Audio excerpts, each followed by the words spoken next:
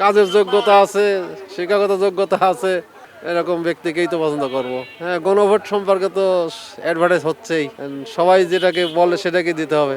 এখন হাতেই দেওয়ার প্রয়োজন, হাতে দিলেই যে জুলাই অভ্যর্থনের যে কাজগুলো হয়েছে হয়তো এগুলো কার্যকর হবে, এর পক্ষেই তো এটা সাপোর্ট দেবে হয়তো।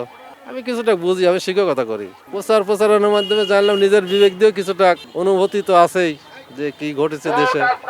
যারা উন্নয়নমূলক কর্মকাণ্ড এলাকায় করবে তাদের উদ্দেশ্যেই ভোট। প্রার্থীর যোগ্যতা, প্রার্থীর হচ্ছে ব্যক্তিত্ব, এগুলো সততা, জনপ্রিয়তা, এটা বলা মুশকিল।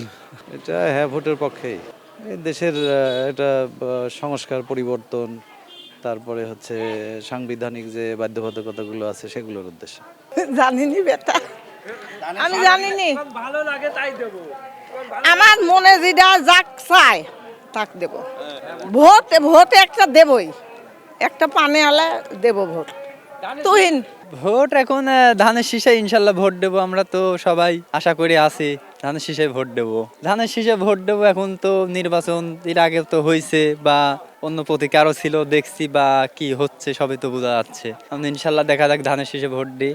প্রার্থী হিসেবে যেহেতু আমার দলের থেকে আপনার তুহিন সাহেবেক দিছে, অবশ্যই তুহিন সাহেবেক ভোট দেবো, যেহেতু আমরা বিএমপি করি ছোটোর থেকেই। না এমনি বিএমপিকে ভালোবাসি ছোটোর থেকেই, আর যেহেতু আমার দলের থেকে দিছে তাহলে অবশ্যই তাকে ভোট দেবো। তিনি শিক্ষিত আছে, তারপরে আমার দলের থেকে দিছে ধানের শীষ, আর আমার ধানের শীষ যাকে দেবো আমি তাকে ভোট দেবো।